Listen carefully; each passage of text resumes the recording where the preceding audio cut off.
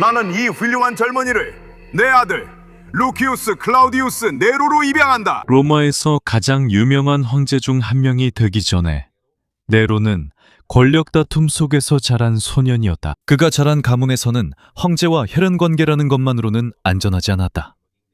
오히려 이름과 왕위와의 연관성 때문에 표적이 될 수도 있었다. 네로는 서기 37년 12월 15일 현재 이탈리아의 일부인 안티움 해안마을에서 태어났다.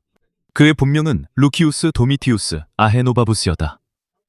그의 어머니는 소 아그리피나로 황제 칼리굴라의 여동생이었다. 그는 로마의 첫 번째 황제인 아우구스투스의 증손자이기도 하다. 이로 인해 네로는 줄리오 클라우디우스 가문에 속하게 되었으며 이 강력한 가문은 오랜 세월 동안 로마 제국을 통치했다. 하지만 그의 어린 시절은 평탄하지 않았다. 네로가 2살이었을 때 칼리굴라는 그의 어머니 아그리피나가 자신의 왕좌를 빼앗으려는 음모에 가담했다고 비난했다. 그 혐의가 얼마나 사실인지는 분명하지 않지만 그녀는 곧바로 처벌을 받았다. 그녀의 재산은 몰수당했고 작은 섬으로 추방되었다. 네로는 어머니 없이 남겨졌다. 몇 달 후 그의 아버지도 세상을 떠났다. 그때 네로는 겨우 3살이었다. 네로가 아버지에게서 받을 몫의 재산도 칼리굴라의 통치 아래에서 빼앗겼다. 로마에서 가장 강력한 가문 중 하나의 자식이었던 네로는 갑자기 이모만을 의지하는 아이가 되었다. 로마 역사가 세토니우스에 따르면 네로를 처음 볼보고 가르친 2명의 특별한 교사는 무용수와 이발사였다. 로마 시대에는 부유한 가문들이 공연자들을 낮게 보았다.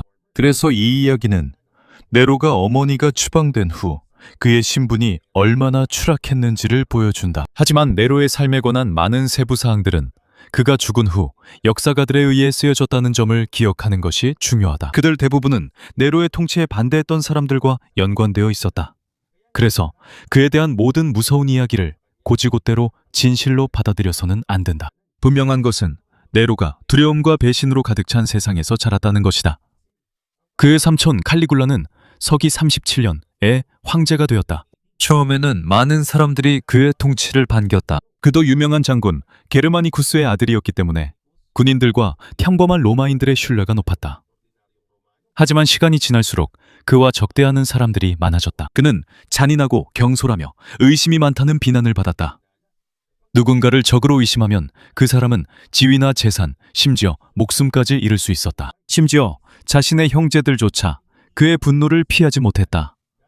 그래서 네로의 어린 나이도 방패가 되지 못했다. 황제의 가까운 친척이자 아우구스투스의 혈통을 이어받은 그는 왕좌에 대한 잠재적인 위협으로 여겨질 수도 있었다. 모든 것은 41년 1월 24일 에야 비로소 변했다. 칼리굴라가 팔라티노 언덕 근처의 길을 걷고 있을 때 황제를 보호하기 위해 배치된 특수부대인 친위대의 일원들이 그를 습격했다. 그는 죽을 때까지 여러 번 칼에 찔렸다. 직접적으로 복수하거나 권력을 주장할 수 있는 후계자가 없도록 그의 아내와 어린 자식도 함께 살해당했다. 당시 네로는 겨우 4살이었다. 칼리굴라가 죽으면서 아그리피나의 유배 생활도 끝나고 그녀는 로마로 돌아와 다시 아들과 함께할 수 있게 되었다. 네로에게서 빼앗겼던 많은 재산도 다시 돌려주었다.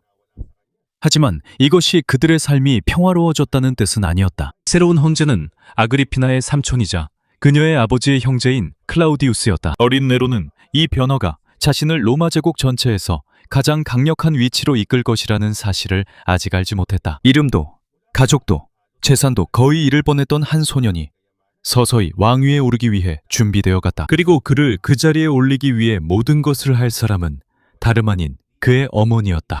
이제 칼리굴라가 죽은 후 프라이토리아 친위대는 클라우디우스를 새로운 황제로 선언했다. 그는 아그리피나의 삼촌이자 결혼을 통해 네로의 증조할아버지였다.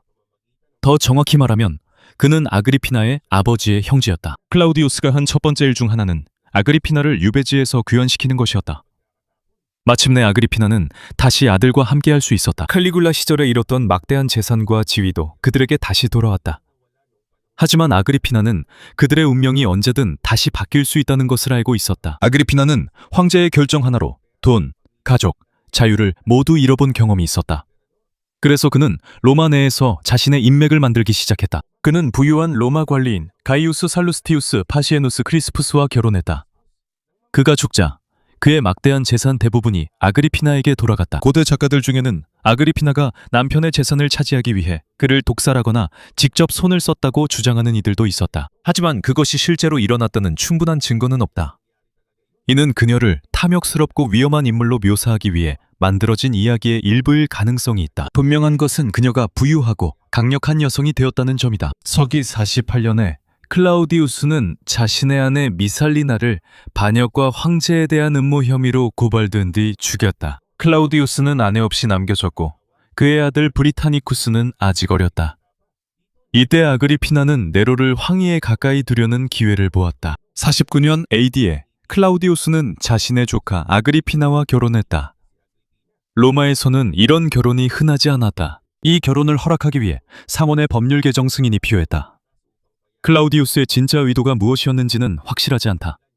그가 가문의 두 갈래를 하나로 합치고 싶었을 가능성도 있다. 아그리피나는 유명한 장군 헤르마니쿠스의 딸이자 아우구스투스의 직계 친척이었기 때문에 그녀의 이름도 상당한 영향력을 가지고 있었다. 아그리피나에게도 이 결혼은 분명히 큰 이득이었다. 추방당한 여인에서 황제의 아내가 되었으니 말이다. 그리고 무엇보다 메로를 권력에 더 가까이 다가가게 할 수 있었다. 서기 50년에 클라우디우스는 공식적으로 아그리피나의 아들을 입양했다. 그때부터 이전의 루키우스 도미티우스 아헤노바르부스는 네로 클라우디우스 카이사르로 알려지게 되었다. 단순한 이름 변경이 아니었다. 입양으로 인해 네로는 황제의 합법적인 아들이 되었고 클라우디우스의 친아들 브리타니쿠스보다도 나이가 많았다. 이로 인해 네로는 차기 황제로서 더 강력한 후보로 여겨지기 시작했다. 네로는 점차적으로 여러 칭호와 책임을 부여받았다. 그는 대중에게 젊은 지도자로 보여졌고 통치할 준비가 된 인물로 여겨졌다. 그의 얼굴이 동전에 새겨졌고 그는 중요한 의식에 참석했으며 로마의 군인들과 정치 지도자들에게 소개되었다. 아그리피나는 아들에게 가르침을 줄 훌륭한 스승들도 데려왔다. 그중 한 명이 바로 유명한 작가이자 철학자인 세네카였다. 또 다른 한 명, 섹스투스 아프라니우스 브루스는 프라이토리안 가드 수장이었다. 그들의 도움으로 네로는 웅변, 법률, 그리고 통치 방법을 배웠다. 네로는 음악, 연극, 그리고 전차 경주도 매우 좋아했다. 이런 관심사들은 나쁜 것이 아니었지만 로마의 고위 관리들은 공연자들을 낮잡아봤다. 그들은 황제가 될 사람이 군사, 법률, 정부에 더 집중해야 한다고 생각했다. 네로에 대해 버릇없고 통제하기 힘든 아이로 자라났다는 옛 이야기들도 있다. 하지만 이런 이야기들 대부분은 그의 평판이 나빠진 후에야 쓰여졌다. 그래서 무엇이 진실이고 무엇이 과장된 것인지 알기 어렵다. 서기 53년에 네로는 클라우디우스와 메살리나의 딸인 클라우디아 옥타비아와 결혼했다. 이것은 정치적인 결혼이었다. 사랑이 주된 이유는 아니었다. 네로가 황제 가문과의 연결을 더욱 굳건히 하기 위한 것이었다. 하지만 그들이 결혼하기 전에 옥타비아는 루키우스 유니우스 실라누스라는 청년과 약혼할 예정이었다. 실라누스는 자신의 누이와 부적절한 관계를 맺었다는 누명을 쓰고 자리에서 쫓겨났다. 많은 역사가들은 그 혐의가 그를 제거하고 네로가 대신하도록 하기 위해 조작된 것이라고 믿고 있다. 실라누스는 클라우디우스와 아그리피나의 결혼식 당일에 자살했다. 불과 몇 년 만에 네로는 신중하게 왕위 계승 서열의 맨 앞자리에 오르게 되었다. 그는 법적으로 황제의 아들이 되었고 황제의 딸과 결혼했다. 그는 중요한 관리들과 프라이토리안 가드의 지지를 받았다. 한편 브리타니쿠스는 클라우디우스의 친아들이었음에도 불구하고 뒤에 남아 있었다. 그는 네로보다 나이가 어렸고 아직 같은 정치적 직함과 지지를 얻을 나이가 되지 않았다. 하지만 브리타니쿠스가 정부에서 더 큰 역할을 맡을 수 있는 적정 나이에 가까워질수록 다음 황제에 대한 계획이 바뀔 수도 있었다.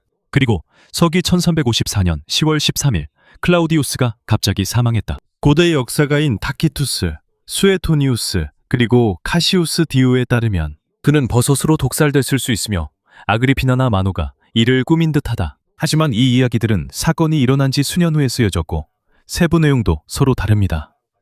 그렇기 때문에 우리는 클라우디우스가 확실히 살해당했다고 단정할 수 없습니다. 그가 병이나 자연적 원인으로 죽었을 수도 있습니다. 실제 원인이 무엇이든 네로를 위한 준비는 이미 끝났습니다. 로마 전체가 아직 황제가 죽었다는 사실을 알기 전에 아그리피나는 먼저 궁전을 완전히 장악했습니다. 그 후 네로를 프라이토리안 가드에게 데려가자 병사들은 그를 새로운 지도자로 받아들였습니다. 63의 나이에 한때 어머니와 재산, 보호를 모두 잃었던 그 소녀는 그들의 시대에서 가장 강력한 제국의 황제가 되었습니다. 하지만 새로운 황제의 뒤에는 그의 성공을 위해 거의 모든 단계를 계획한 인물, 아그리피나가 여전히 서 있었습니다. 그리고 네로의 통치가 시작될 때 권력을 쥐고 싶었던 사람이 아들뿐만이 아니라는 것이 분명했습니다. 하지만 브리타니쿠스가 진정한 클라우디우스의 아들이었습니다. 하지만 그는 겨우 13살에 불과했고 통치하기에 충분한 나이로 여겨지지 않았습니다. 네로는 16살이었고 오랫동안 대중에게 차기 황제로 보여져 왔습니다. 16살의 나이에 네로는 로마의 유일한 황제가 되었습니다. 그는 그 당시까지 로마 제국을 통치한 가장 어린 황제였습니다. 하지만 통치 초기 몇 달 동안 그는 아직 완전히 자유롭지 않았습니다. 아그리피나는 여전히 영향력이 컸습니다. 네로 초기에 발행된 동전에는 어머니와 아들의 얼굴이 함께 새겨져 있습니다. 이것은 네로만이 궁전에서 권력을 가진 것이 아니라는 분명한 메시지였습니다. 세네카와 브루스도 정부에 참여하고 있었습니다. 이들은 어린 황제가 초기 결정을 내릴 때 도움을 주었습니다. 처음에는 네로의 통치는 신중했습니다. 그는 원로원을 존중하겠다고 약속했고 정부의 모든 사건과 결정에 간섭하지 않겠다고 했습니다. 그의 고문들도 부패를 막고 일부 악질 세금 징수원들을 제지하려고 노력했습니다. 이로 인해 많은 로마인들이 새로운 황제에게 좋은 첫인상을 받았습니다. 하지만 그가 사형, 검투사 경기 또는 모든 폭력적인 공연을 완전히 금지했다는 주장은 사실이 아닙니다. 이러한 행위들은 그의 시대에도 계속되었습니다. 더 분명한 것은 그의 조언자들이 그를 이전의 황제들보다 더 온화하고 차분하게 보이도록 노력했다는 점입니다. 겉으로는 정부가 좋아 보였지만 궁전 안에서는 치열한 권력 다툼이 있었습니다. 아그리피나는 계속해서 자신의 아들이 자신을 따르길 원했습니다. 하지만 네로가 나이가 들수록 그는 더 이상 어머니의 권력 아래 머물 필요가 없다고 느꼈습니다. 그들의 다툼은 점점 더 많아졌습니다. 아그리피나는 네로가 악테라는 전 노예와 관계를 맺는 것을 마음에 들어하지 않았습니다. 그녀에게 이것은 자신이 가족을 위해 세운 모든 계획을 망칠 수 있는 일이었습니다. 하지만 네로는 어머니의 말을 따르기보다는 오히려 더 멀어졌습니다. 아그리피나의 몇몇 측근들은 궁전에서 쫓겨났습니다. 그녀의 개인 경호원들도 사라졌고 점점 정부에서 그녀의 역할이 줄어들었습니다. 이로 인해 아그리피나는 다시 브리타니쿠스에게 접근했다고 전해집니다. 그녀는 클라우디우스의 어린 아들을 네로에게 경고로 이용했을 가능성이 있습니다. 네로가 그녀의 말을 듣지 않으면 그녀는 다른 왕위 계승자를 지지할 수도 있어 네로에게 큰 위험이었습니다. 브리타니쿠스가 아직 나이가 어리지라도 그는 전 황제의 진짜 아들이었습니다. 네로의 적들은 그를 새로운 지도자로 이용할 수 있었습니다. 서기 55년 2월, 브리타니쿠스는 황제의 가족과 함께 식사하던 중 갑자기 사망했습니다. 그의 14번째 생일을 하루 앞둔 날이었습니다. 고대 기록에 따르면 네로의 명령으로 브리타니쿠스가 독살당했다고 합니다. 그의 음료를 먼저 데운 뒤 독이 든 찬물을 섞었다고 전해집니다. 하지만 궁전에서 일어난 많은 이야기들처럼 실제로 무슨 일이 있었는지 정확히 확인할 방법은 없습니다. 네로는 브리타니쿠스가 예전의 병이 다시 발작했다고 말했다고 전해집니다. 아이에게 실제 병이 있었을 수도 있지만 그가 정치적 위협이 될 시기에 죽었기 때문에 많은 역사가들은 네로가 그를 죽였을 가능성이 높다고 봅니다. 브리타니쿠스가 죽으면서 클라우디우스에게는 황제에게 도전할 수 있는 남자 자식이 더 이상 남지 않게 되었습니다. 하지만 네로의 아그리피나에 대한 문제는 여전히 남아 있었습니다. 그는 자신의 어머니를 황궁에서 내보내 로마 중심지 밖에 있는 별도의 집에 머물게 했습니다. 그녀를 감옥에 가두지는 않았지만 예전의 권력은 분명히 사라졌습니다. 그럼에도 불구하고 아그리피나는 여전히 유명하고 영향력 있는 인물이었습니다. 그녀는 게르마니쿠스의 딸이자 칼리굴라의 누이, 클라우디우스의 아내, 그리고 현 황제의 어머니였습니다. 그녀가 살아있는 한 네로의 적들이 그녀를 이용할 가능성이 있었습니다. 서기 59년에 이르러 네로는 그녀를 완전히 제거하기로 결심했습니다. 고대 역사가들에 따르면 네로는 어머니를 나폴리만 근처에서 열리는 연회에 초대했습니다. 아그리피나는 집으로 돌아갈 때 바다에서 부서지도록 설계된 배에 태워졌다고 합니다. 배의 일부가 무너졌지만 아그리피나는 살아남아 해안에 도착했다고 합니다. 고대 기록들마다 배의 설계와 아그리피나가 어떻게 탈출했는지에 대한 내용이 다릅니다. 하지만 일반적으로 첫 번째 계획이 실패했고 그 후 네로가 부하들을 보내 그녀를 죽였다는 것이 받아들여지고 있습니다. 서기 59년 3월 아그리피나는 자신의 집에서 암살당했습니다. 드라마틱한 이야기에서는 그녀가 자신의 배를 가리키며 그곳을 찌르라고 했다고 전해집니다. 왜냐하면 그곳에서 네로를 낳았기 때문입니다. 하지만 그녀가 실제로 그렇게 말했다고 확신할 수 없습니다. 그 대사는 극적 효과를 위해 나중에 추가됐을 수도 있습니다. 암살 이후 정부는 아그리피나가 황제의 생명을 노렸다고 발표했습니다. 그녀의 죽음은 네로가 자신을 보호하기 위한 행동으로 묘사되었습니다. 하지만 많은 로마인들에게는 더 단순한 진실이 분명했습니다. 황제가 자신의 어머니를 죽인 것입니다. 그렇다고 네로의 정권이 바로 무너진 것은 아니었습니다. 심지어 원로원과 군대는 그를 지지하는 메시지까지 보냈습니다. 이것은 로마 정치에서 때로는 진실을 추구하는 것보다 황제와 잘 지내고 자신의 안전을 지키는 것이 더 중요하다는 것을 보여줍니다. 동시에 네로는 점점 더 자유로워졌고 아그리피나는 더 이상 그를 막지 못했습니다. 세네카와 브루스는 계속 그의 곁에 있었습니다. 하지만 그들도 점점 황제를 통제하는 능력을 잃어갔습니다. 네로는 자신이 좋아하는 일에 더 많은 시간을 쏟기 시작했습니다. 그는 노래 부르기, 리라 연주, 시 쓰기, 연기, 그리고 전차 경주에 참여하는 것을 좋아했습니다. 우리 시대에는 지도자가 음악이나 스포츠에 관심을 가지는 것이 정상입니다. 하지만 로마의 엘리트들은 전혀 다르게 생각했습니다.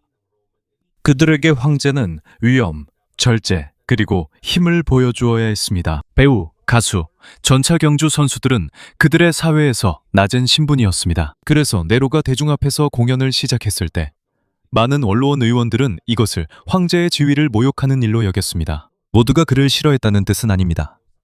일부 평범한 시민들은 그를 더 좋아했습니다. 왜냐하면 그는 공개 공연, 경기, 그리고 어려울 때 도움을 제공했기 때문입니다. 그는 그리스 음악, 연극, 운동 경기가 더 받아들여지는 동로마 제국의 일부 지역에서도 강한 지지를 받았습니다. 여기서 네로에 대한 기억이 왜 다르게 남았는지 알 수 있습니다. 많은 부유한 원로원 의원들에게 그는 전통을 존중하지 않는 황제였습니다. 반면 일부 평범한 로마인들에게 그는 오락과 서민의 삶에 더 가까운 젊은 통치자였습니다.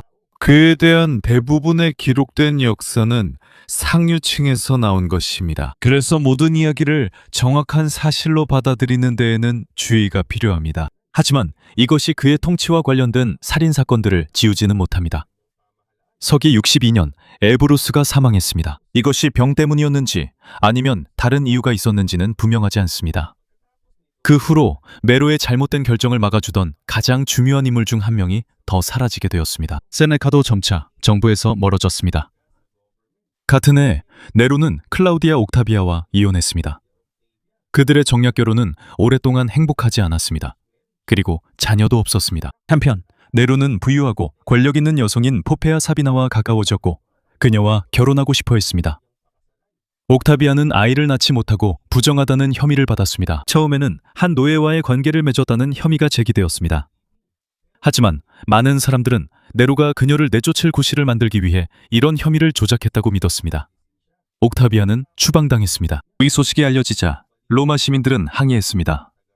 옥타비아는 조용하고 클라우디우스의 딸로 이전 황실 가문의 정통성을 상징해 시민들의 사랑을 받았습니다. 잠시나마 그녀가 황으로 복귀할 수 있다는 소문이 돌았습니다. 사람들은 포페이아의 동상 몇 개를 부수기까지 했습니다. 그리고 다시 한번 옥타비아의 초상화들이 장식되었습니다. 네로는 이를 달가워하지 않았습니다. 며칠 후 옥타비아는 다시 한번 반역죄로 고발당했습니다.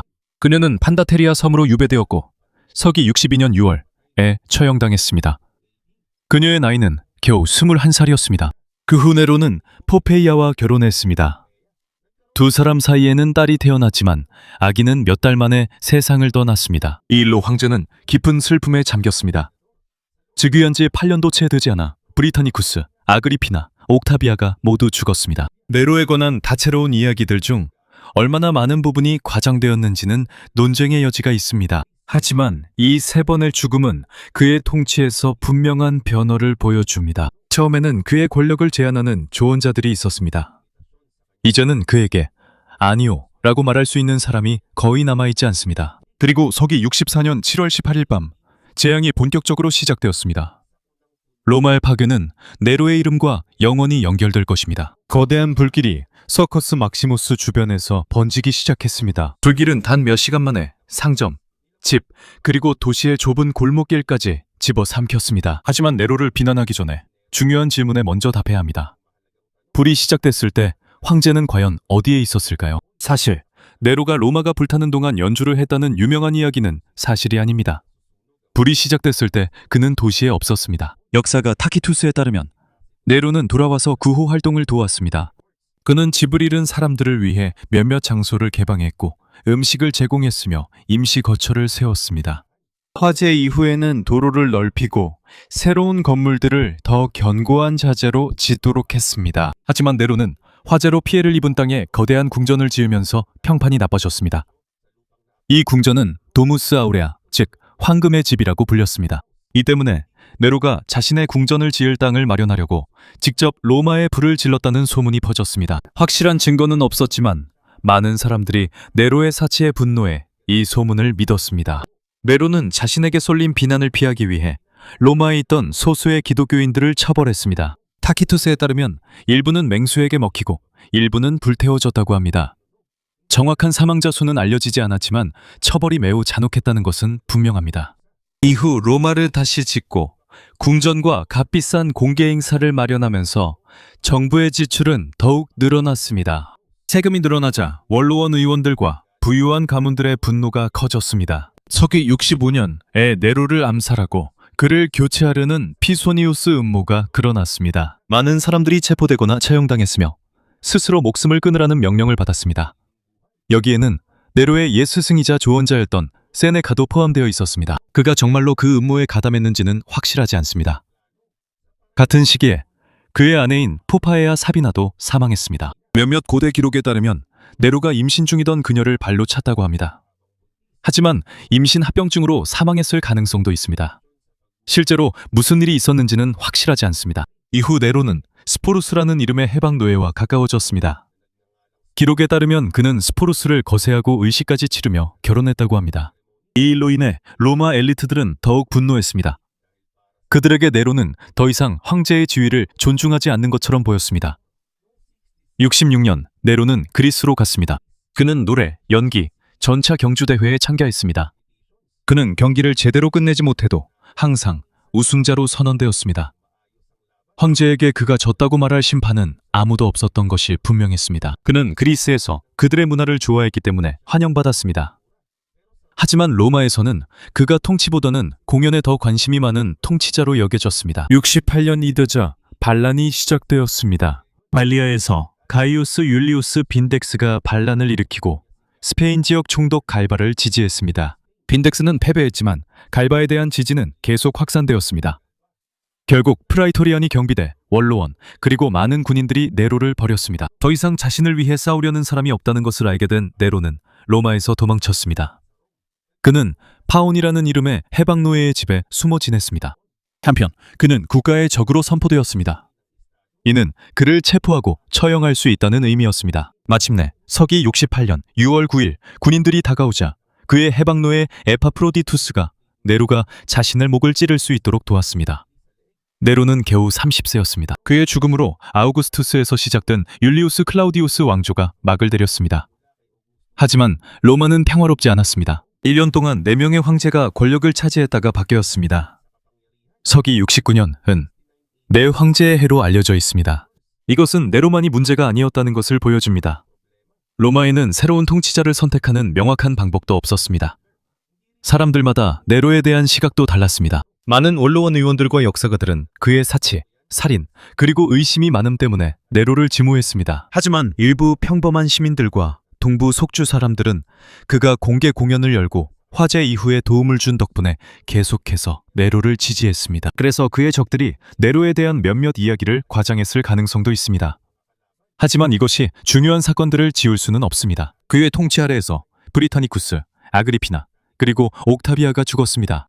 그리스도인들을 박해했고 그에 대한 음모 이후 많은 사람들이 처형당했습니다. 네로의 진짜 문제는 그가 어린 나이에 황제가 되었다는 것만이 아니었습니다. 그의 권력이 커질수록 그를 막을 수 있는 사람들도 점점 사라졌습니다. 그가 통제력을 잃자 로마는 분열됐고 모두 두려움에 떨며 또다시 왕좌를 두고 싸웠습니다.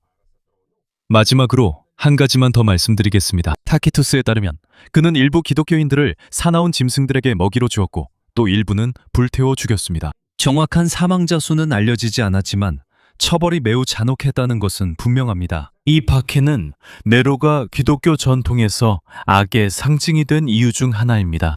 일부 학자들은 그를 요한계시록에 나오는 숫자 666과 연관짓기도 합니다. 네로 카이사르라는 이름을 일부 히브리어 문자로 쓰고 각 글자에 해당하는 숫자를 부여하면 총합이 666이 될 수 있습니다.